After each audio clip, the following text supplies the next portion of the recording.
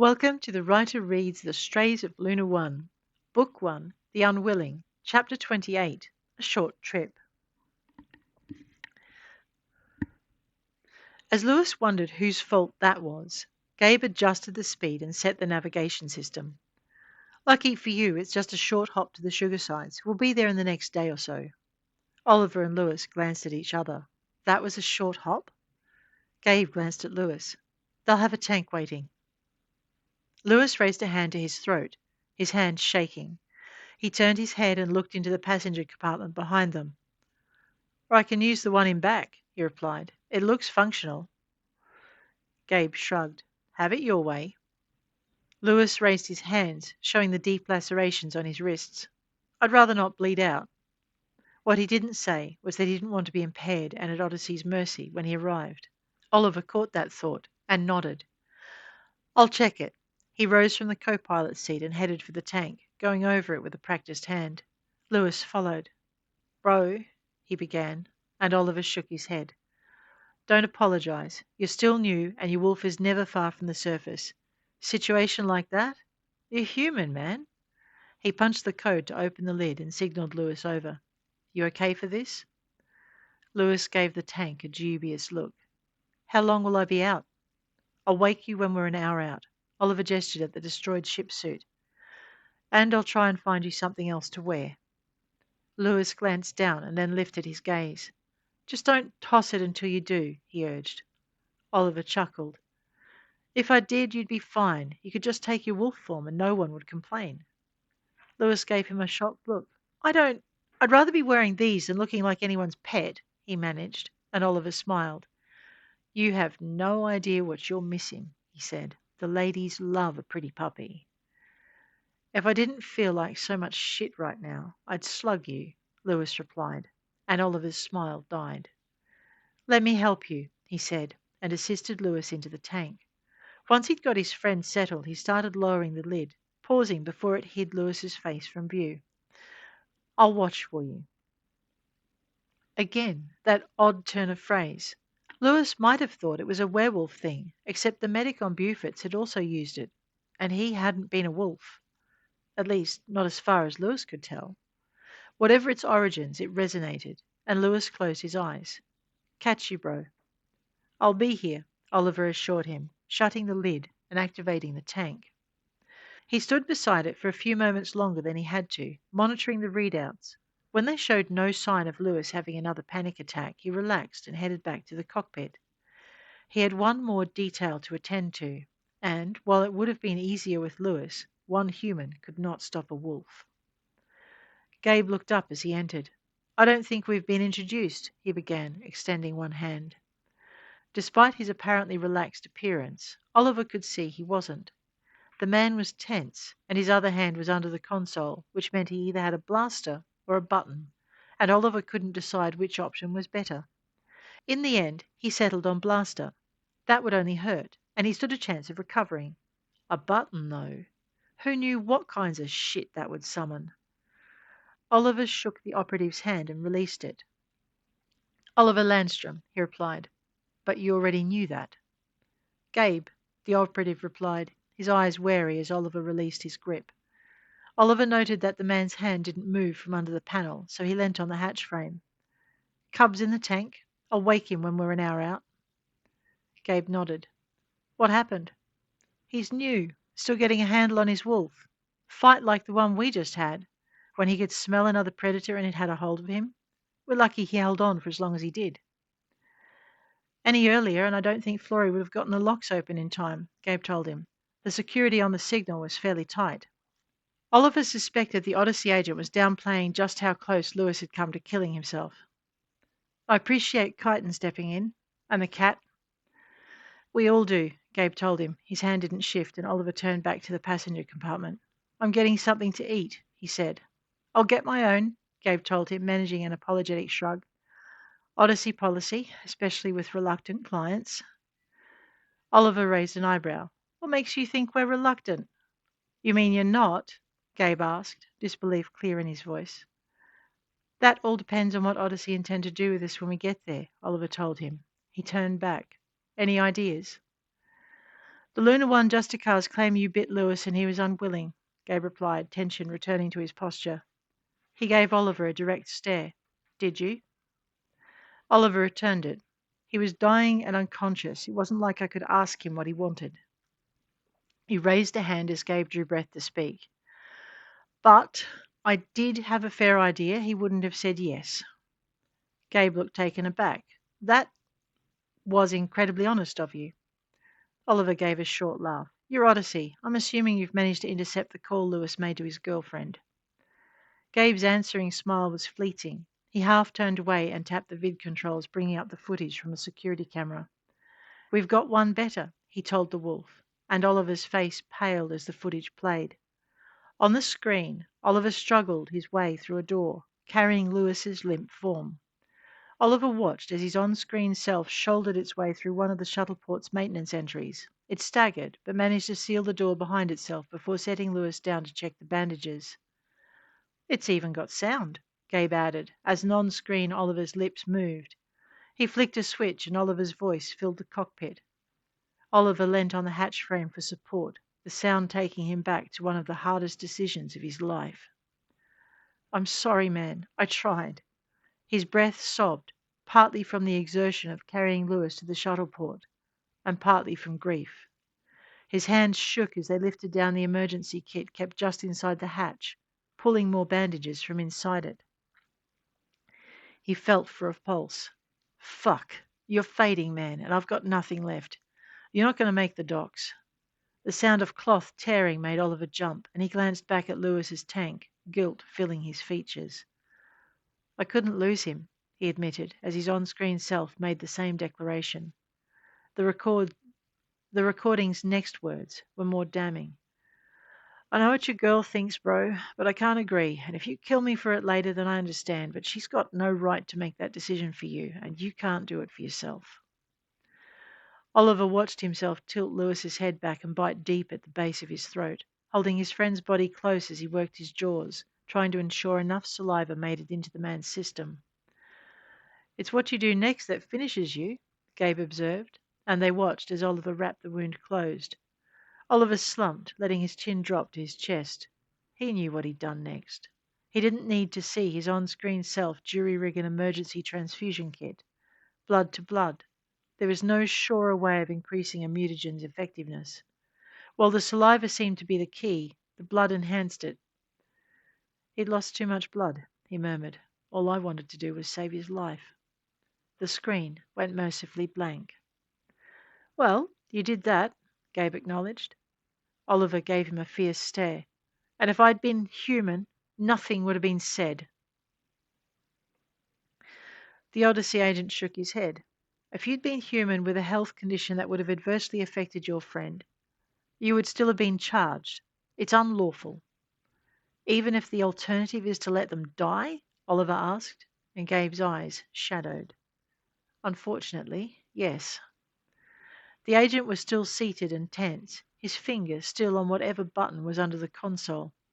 Oliver pushed off the hatch, intending to head to the galley, when another thought struck him and he stopped. What does Odyssey intend to do with us? He asked. I'm guessing you're not just going to let us go when you hit the sugar sides, are you? Gabe shook his head. Lewis will be offered protection and training to get control of his wolf, the agent said. He's done nothing wrong. Oliver nodded. It was better than he expected. And me? Gabe's face closed. You'll be put to trial and found guilty. The evidence is overwhelming, and you've confessed, so I don't see any other outcome. And then, Oliver interrupted, the Justiciars will hand you over to Odyssey for your sentence. Oliver looked at him. So you wouldn't be... No. Gabe cut him off, his face turning hard. Don't ask again. Oliver sighed and turned back to the galley. This reluctant passengers rule, does it include coffee? Gabe dipped his head. It does. Oliver turned away. I'll leave you to it. He was halfway to the small galley set in the back of the shuttle when the cockpit hatch slid closed. That didn't bother him. He hadn't noticed any supplies in the cockpit, and the man had to sleep sometime. All he could hope was that by not threatening him, he'd earned some trust. Who are you kidding? He asked himself. He's Odyssey, and those guys don't trust anyone, ever. It's how they stay alive. Still, the hope Gabe would relax enough to come out of the cockpit was enough to make him shrug and set about finding something to eat. From the looks of it, the bounty hunters had been planning on at least a day's run to wherever they'd been going to make the exchange. Or their crew was bigger than he'd realized. Oliver looked around the passenger compartment, counting seats. Enough for 10, which would account for their escorts and the reinforcements he'd seen arrive. Not enough for 2 prisoner passengers. Frowning, Oliver opened the door into the small cargo hold. Neatly racked lock boxes provided enough storage for the weapons and equipment of an 8-man team.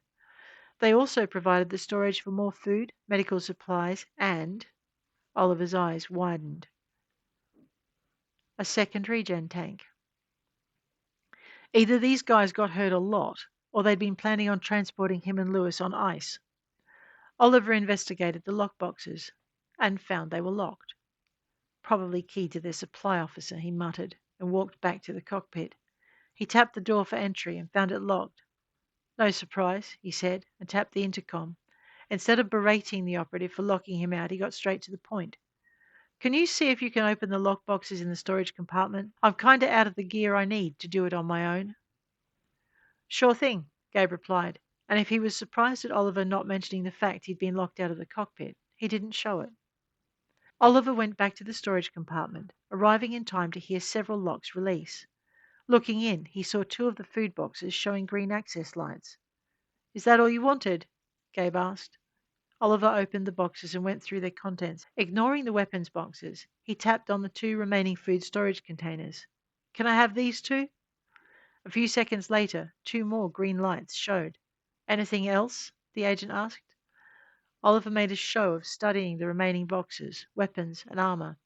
He looked around the compartment until he found the camera and cocked his head. I'm pretty sure Odyssey would take a dim view of us arriving armed, he told the agent. And I'm pretty sure it would make you feel uncomfortable, so maybe you should keep the weapons boxes closed. He tapped a narrow box as tall as he was and marked with a clothing symbol.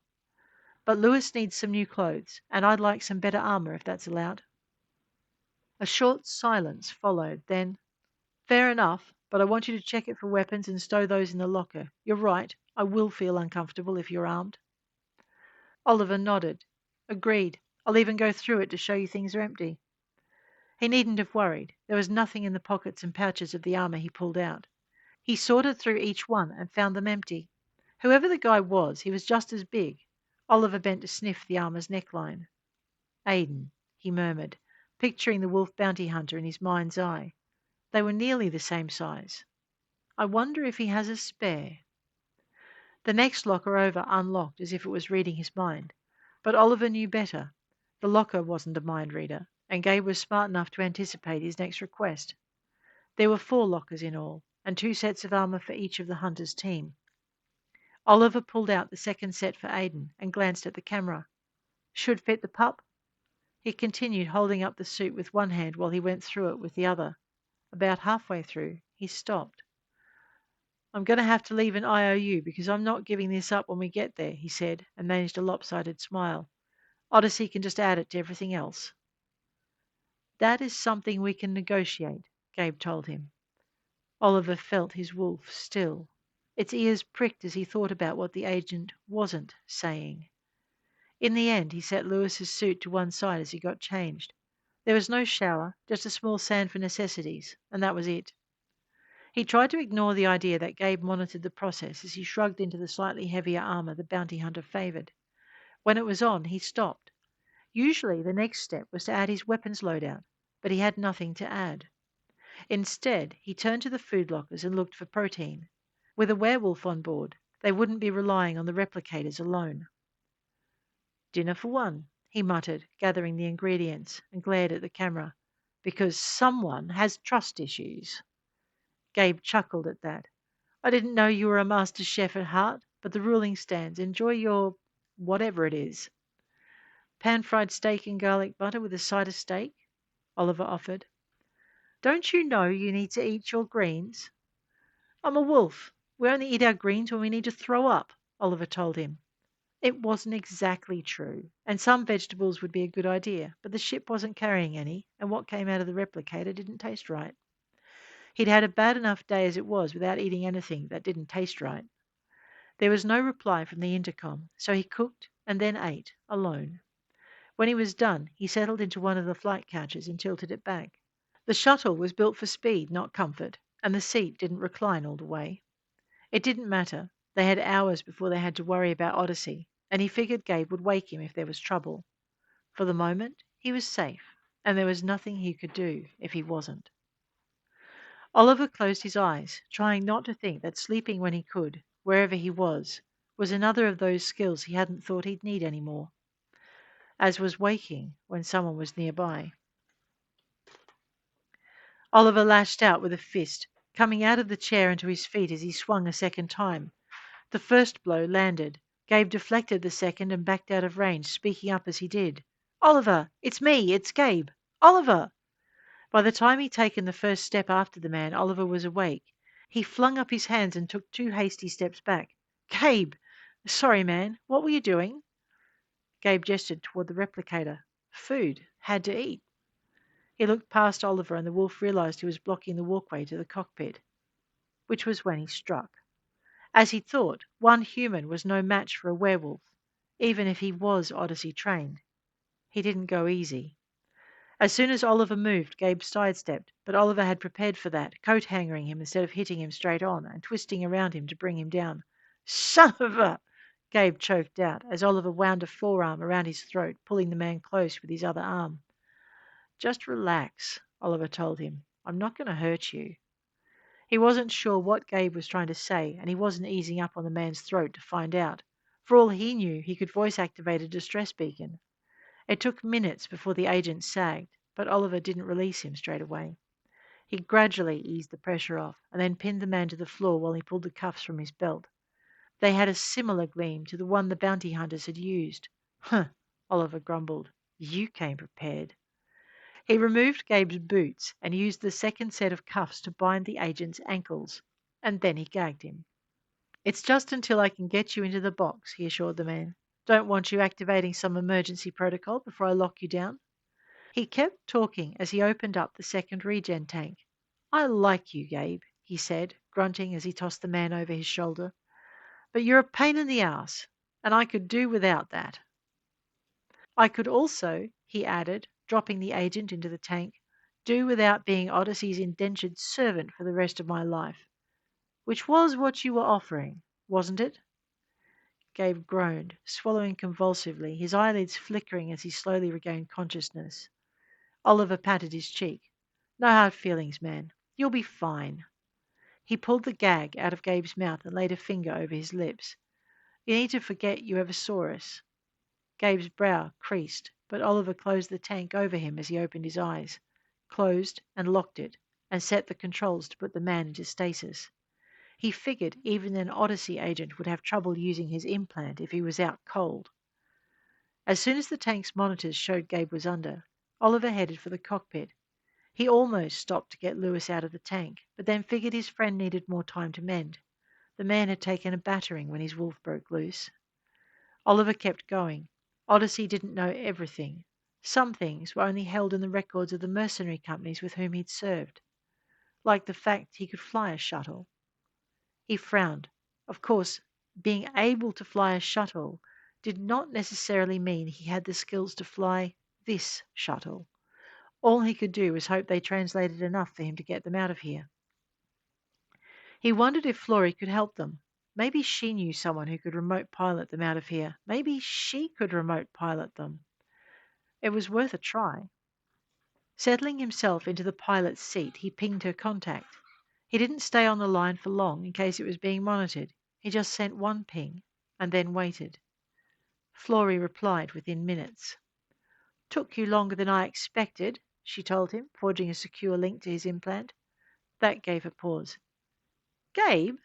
Not Gabriel Arkham by any chance?" "Blue eyes, blonde hair, likes lavender." "Yeah, that was the description I was given," Florey told him. "But I wasn't given a name." Oliver sent her one of the pictures recorded in his implant. "Gabe." Florey's voice was filled with awe and something else, a certain fondness linked to a memory and the distant past. Kyton had nothing to worry about, but Gabe had once been a central figure in Florey's life. "It's been a while," she said. "Last I saw, he was operating as Odyssey White and using garlic." "Garlic has white flowers?" "The varieties he was using did." "So he wasn't working with vampires then?" "Not then, no," Florey replied, and changed the subject. "How'd you get by him?" "He tried to sneak past me to the galley. Thought I was asleep." "That was careless," Florey said. "Didn't he know you were going to be a problem?"